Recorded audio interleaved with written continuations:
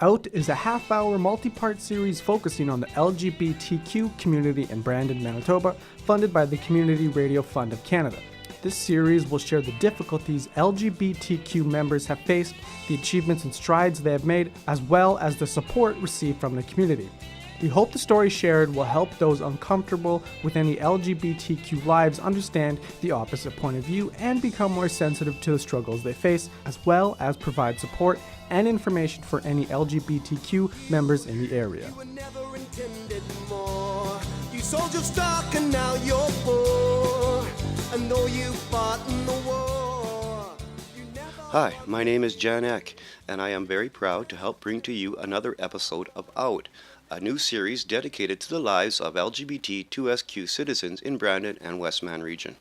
In 2016, members of Black Lives Matter held a sit-down protest during the middle of Toronto Pride celebrations, interrupting the parade for 30 minutes until concessions were made by Pride leaders. Among their demands, increased Pride funding and support for Black queer youth events and Blockorama, the Pride showcase for Black performers, to bring back the South Asian stage, to hire more Black trans women, Indigenous people, and others from vulnerable communities, as well as Black deaf and ASL interpreters, and most controversially, to remove uniformed police participation in Pride.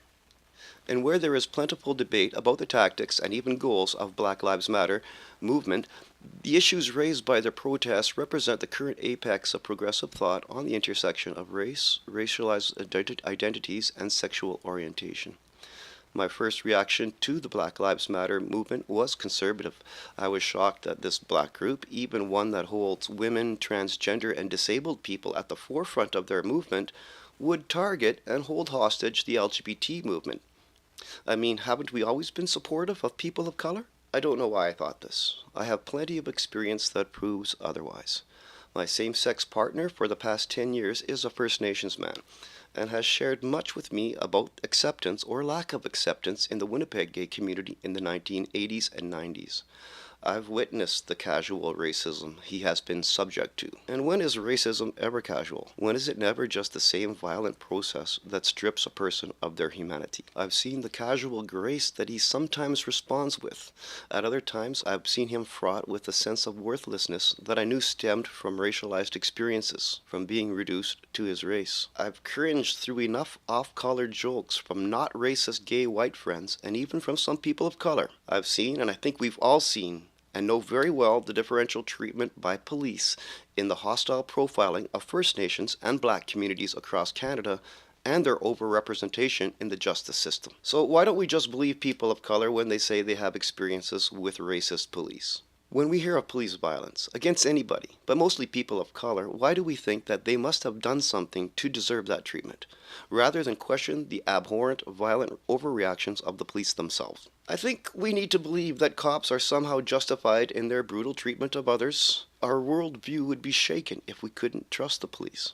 But this view of the trustworthy police, this view of a just and fair world, is not one shared by many people of color. And I don't know why more white gay men and some women can't believe or can't even relate to the voices of Black and two-spirited people when they say they are systematically prosecuted every time they encounter police. Maybe we're getting so old that our memories have forgotten the numerous police raids against our own communities, our gay establishments, our safe spaces. But I don't think that's it. Maybe with the growing acceptance of LGBT lives by television, by the corporate culture, by the mainstreaming of pride parades, that we feel everything is okay now, that we can party and celebrate this so-called inclusivity. Again, I think this is something that we want or even need to believe. But if Pride is to celebrate and affirm all of our LGBTQSQ lives, then we must acknowledge that some lives are more celebrated and affirmed than others, and that a celebration of queer culture and achievement cannot occur without the voices of the most marginalized among us, because their lives and experiences are intrinsic to our collective identity. I was left scratching my head at the flip-flopping of Black Lives Matter actions or non-actions at Toronto Pride 2017, but was duly shocked again when Black Lives Matter protesters at Montreal Pride 2017 interrupted a solemn moment of silence dedicated to all the victims of HIV with a color bomb explosion and defiant chanting. This action was again strongly criticized by many, especially again from the gay community. Black Lives Matter responded by citing that most of the victims were marginalized black trans people, which was disputed, and that their disruption honored them. At this point, I cannot say that I condone the tactics of Black Lives Matter, but they are gaining the attention that vulnerable people, especially those affected by state and systemic violence, have long been seeking from an apathetic and increasingly, by their very silence, racist public. So maybe those tactics work. Now, Brandon is not Toronto or Montreal, and besides the First Nations, whose issues are intertwined with racial relations with British and Canadian governments, and whose context is so complex that they must often be considered separately within this episode and in upcoming episodes. But besides the First Nations peoples throughout Westman, Brandon does not have large multicultural communities as compared to larger Canadian cities. These smaller, yet growing, communities are struggling to fit in with the mainstream here. It's a matter of survival. They are building their support networks, and they are very minority here. In larger communities, where there is far greater support, individuals can dedicate time to important activist work and organize for social justice. In Brandon, there is only one organizational structure that specifically exists to address racial inequality or systemic racism, and while I can think of many groups that address issues of racism peripherally, only the Brandon University Racialized Collective really functions to promote diversity and inclusivity in a racialized environment. And we are very grateful to have in this episode Manuel Godoy, president of Brandon University Racialized Collective for the past 4 years, also racialized director at Brandon University Student Union, and who also has a previous experience at the Sexual Education Resource Center. Identifying as both a racialized person and someone who falls under the LGBTTQ umbrella as pansexual, Manuel can speak with much experience and insight into the intersect of racialized peoples and sexual minority status. Thank you, Manuel Godoy, for joining us. Tell us a bit about yourself and what you do. Hi, I'm Manuel Godoy, and I guess technically I'm the president of the Brandon University Racialized Collective. Although it's been difficult to get students involved, we've been somewhat active these past couple of years, just by doing events for Black History Month or attending anti-racism or cultural awareness events also, and multicultural events in the city. It's an ongoing theme through all the people I talk to, who's organizing. It's hard to organize for sure. The past 4 years I was a racialized director for the Students' Union. At Brandon University. At Brandon University.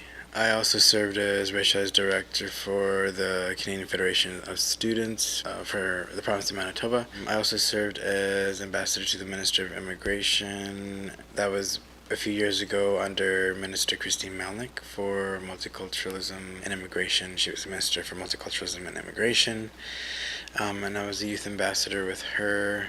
And as far as identity goes, I primarily identify as pansexual, which seems to be more inclusive. I would describe that, because I think that's really the first time we address pansexual in this series. So pansexual, usually if people ask me, it's usually kind of awkward, but I'll just say, I identify as pansexual, and then they're like, what's that? And I explain it so many times that I just tell them to Google it, because... Oh yeah, it's easier. Yeah, but just for the benefit of the interview, I guess, pan being Latin for horizon, generally meaning anything under the sun. So I guess when it comes to sexual identity, you're not necessarily attracted to one certain gender. You're being that there's multiple gender identities out there, opposed to just male or female. You're more for myself, I'm more attracted to the person on the inside or the heart. Gender is a secondary thing. So I could be technically attracted to, if it's not just necessarily male or female, but transgender or asexual, pansexual, demisexual. When you were a racialized director at BUSU and CFS, do you have any, describe your role and some of your experiences there? So I represented a vote on the executive, on the board of directors for all students of color and anyone who is affected by the process of racialization. Well, could we describe what racism and how it differs from racialization? Especially at Brandon University when the position was first opened, I think it was 2012 or 13, where I helped to open the position on the board of directors. People were not feeling the term, like the word racialized. Like they were very uneducated on what it actually meant, even though technically it is the correct term. A lot of people wanted to distort the meaning of it and mislead people and say, oh, well, we all belong to a race, so we're all racialized. And that's not at all what it's about. And racism for me is, a generated, like, systemic oppressive form in which our society is built upon affording certain advantages and disadvantages to individuals based on the color of their skin. There's a systemic element to racism where people are affected in a certain way where they are a person of color, and for individuals who may identify as Western, the term racism doesn't really apply to them in the same way because they're not affected. Like, say if a person of color said that they were being accused of being racist against a white person, like, it wouldn't apply in the same way because there's no systemic element to it. Like, if somebody said, oh, I don't like a white person, or if they're discriminating against somebody that is white or treating them a certain way because they're white, that person who is white is not affected in the same way. Like, systemically, they're not systemically oppressed by that discrimination. Like, it's a form of discrimination but not racism because they can still reap the benefits of white privilege anywhere they go and escape that, whereas a person of color cannot. That is a big element to the whole idea of racism. Well, and one little piece. Yes, there's so much to discuss. Yeah, and then the process of racialization is also individuals who are prone to be victims of the process of racialization, meaning that, again, that they are treated in a different manner, advantages and disadvantages that society places on individuals based on the color of their skin. With racializing in context was of Muslim faith from Saudi Arabia or Arabian, but they're racialized to be maybe from some other cultures. There's so many different cultures in Muslim, but they're racialized into a stereotype of a certain cultural and really, it's all derogatory, of course, these stereotypes. Is that an example of racializing an individual? Well, absolutely, and it's making a lot of assumptions about someone's culture and cultural identity, which also is a huge element of racism, and in this particular case, Islamophobia, when that stereotype is directed at Muslim people. But I think, like, we can say that, as society, we're pretty unified, and we can come together and condemn the overt hate of far-right groups, right? But perhaps we are we're what's lesser known to privileged people, or lesser known concepts such as privilege, or the concepts of being colorblind, like to say that they don't see color where people live color, for example. They're not seeing how minority groups are disadvantaged and being denied social justice. Would you say there's a scale of racism? Yeah, I would say that there definitely is a scale to racism. When you're a person of color, obviously you're gonna experience and have a different view of, like, cultural awareness and education and how people treat you, and it's like microaggressions even. Like, there's things that are just maybe some people don't even realize that they do, but are just wrong. Probably.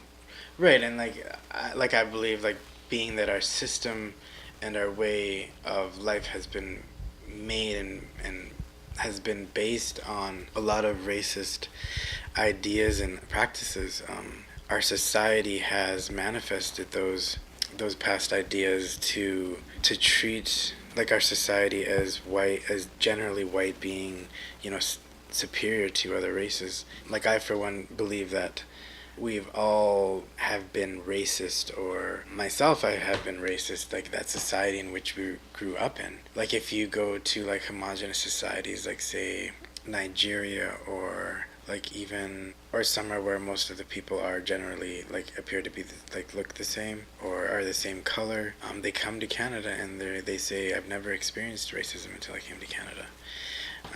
We have a lot of students at BU that have said that themselves also. People also don't realize, the extent of racism. They just think that it's so out there and it's so blunt, and people are like, oh yeah, I'm racist, I don't like this, I don't like that. No, racism takes on many forms. It's different. It's laughing at that Asian joke or stereotype. We laugh at a joke like that, like that's racist. That's racism. Or assuming stuff about somebody's cultural identity. That's part of racism. Oh, I was going to ask about cultural appropriation. Probably would be a good example to talk about the scale of racism, and I guess some people just can't understand how that might be offensive to people who are maybe wearing a sacred headdress to a festival, or in any other manner that in which it was intended, sacredly intended. Yeah. Well, when it comes to indigenous like practices, that's a whole another ball game because absolutely indigenous communities experience lots of racism. They are constantly kind of like placed in the box with like cultural minorities, which I don't necessarily agree with because they have whole different issues for themselves, and especially when it comes to like rituals and cultural practices like the headdress, which seems to have lost its meaning over the years because headdresses are a specific sign of honor, meaning that the individual who has worn the headdress needs to earn it in a certain way by doing something honorable like fighting in a battle or, something big, not just being a political leader. So So it's something you buy at a concession stand. yeah, and it seems to be treated that way. But if we're going to the old traditional way, like it's definitely used in the wrong way by not only Western identities, but even some people of color. So, Okay, well, when we talk about queer people of color, we begin to explore ideas of intersectionality. And what does that mean first? Maybe some. well, intersectionality, addressing many different issues that are created by the society in which we live in, which are systemic and oppressive for individuals who are part of a minority identity, or in this case, a sexual minority, meaning if they identify as a sexual minority, they're a person of color, they may be trans, and they experience more systemic societal barriers that make it difficult for them to achieve a certain sense of equity in society, meaning that it's harder for them to feel like they belong. They're often like marginalized and not generally accepted by society because they have so many different parts of their identity that society treats as unacceptable. Well, could you give a few examples, like perhaps like what kind of challenges do people of color who also identify as LGBTQ, what kind of challenges do they face compared to hetero people of color? Cisgender, hetero, like a white male, definitely, I guess, be at the top of the privilege scale. They definitely don't experience the same things as a gay white male may experience, but also like there's some privileges also to that, like people of color are even further marginalized, like even in Winnipeg, if you go to like the pride events, you'll see that a lot of them are like ran by like gay white men, which sparked queer people of color to have to organize their own events because they felt like they were not included and they were marginalized by a community that they felt that they belonged to. If you're a queer person of color, you genuinely are marginalized, and some of the systemic barriers that you face on a day-to-day basis are a little bit more intense than somebody who is gay and of a Western identity. And if you're a trans woman of color, the way society treats you and regards you is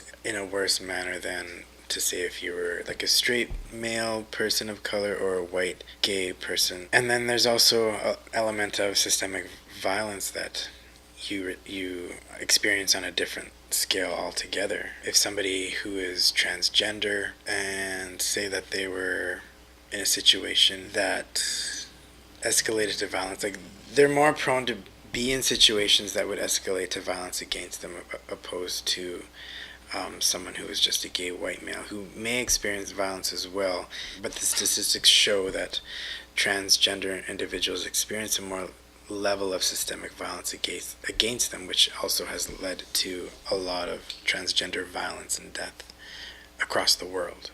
Well, homophobia from within one's culture is something that everyone deals with, but are all cultures the same? One poll that I read from Fondation Roch Jasmine regarding coming out suggests that queer nations First Nations people feel more comfortable in their communities. They feel comfortable coming out much more than general population, whereas other ethnic respondents report a lot of fear of coming out to their communities. Can you speak a bit to this? I would definitely say that depending on like which cultural community or demographic or where your family comes from definitely would affect the way that individuals would come out to their families. I know a lot of cultural minority families come from societies that are primarily religious or traditional, and they're not always educated on the issue. Like, we're taught that, you know, men and women be together, you grow up, you get married, you have a family. Like, we grew up in that type of mind frame. I mean, obviously every family is different, and generally, you know, mothers seem to be more accepting of individuals coming out.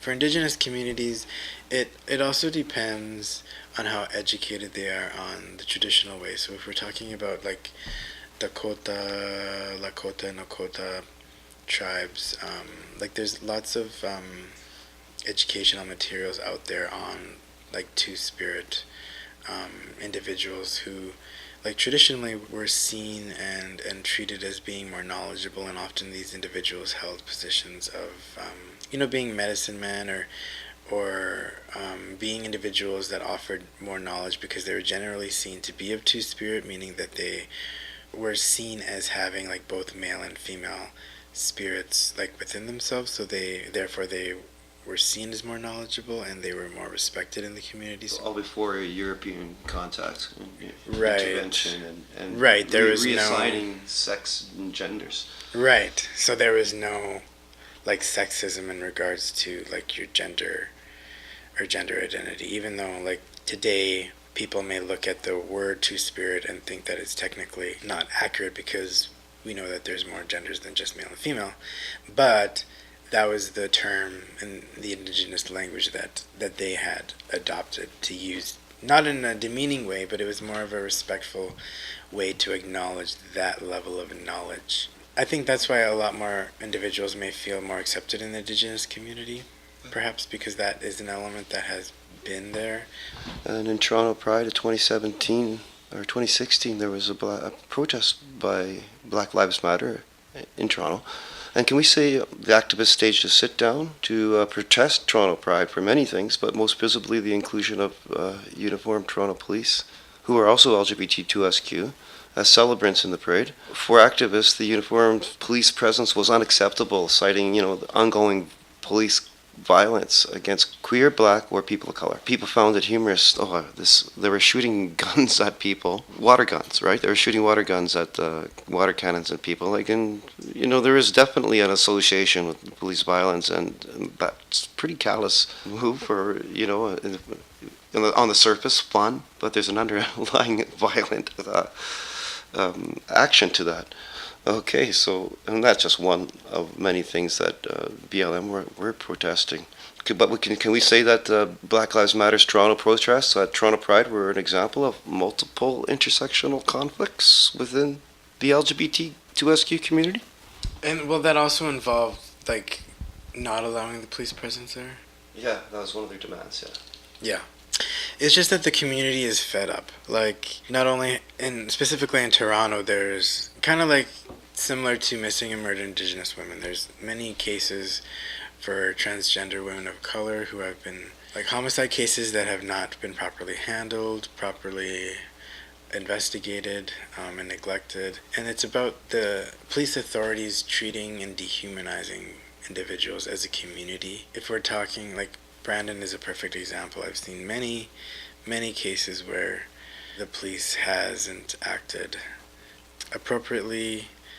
I've seen them laugh at transgender individuals myself. Have witnessed such things, and it's about. I think that's really important to talk about. Like those are great examples, and this happens so frequently in Brandon. I don't really want to stop right there, but because of that, because I know that my partner who's First Nations gets treated differentially. I know communities get treated differentially. Like the would say the white university crowd at Suds got pretty much kid glove treatment compared to other places in town, where you would be racially profiled, stalked by the police for just to see if you're doing anything wrong. They're all over that. So differential treatment. Absolutely. For particularly for queer individuals of color, I just wanted to touch on the element of how the police continually to treat individuals who belong to a sexual minority community as sexual deviants, and how they deem individuals and criminalize individuals for the way in which they identify, which is a constant thing that the police continuously do, which is a whole nother area of it. But yeah, definitely individuals who experience such treatment from the police are definitely at a disadvantage. They feel that they are not safe with the police there. They don't, even if they get into some type of scuffle or trouble, like being a person of color, we don't always feel comfortable calling the police unless it's like, like a dire situation. Like it's a big issue when you no longer feel safe from the police because you're not sure how they're going to react, and I'm not sure what type of training they receive, if it's like cultural awareness training or if they even receive some sort of gender identity or diversity training. But they definitely have that militaristic mindset of us versus them, where they do treat individuals in an inferior manner, and they don't realize how that affects communities and people and identities. And it's definitely a huge issue. How are we doing, do you think? What challenges do queer people of color face in this community, generally, in the LGBTQSQ community? And how have our major queer organizations responded to the needs of people of color? Yeah, in Brandon, like I know, like in Winnipeg, they have the chapter of the QPOC, which is Queer People of Color, and they organize a lot of events. They're organized, they have a lot of members.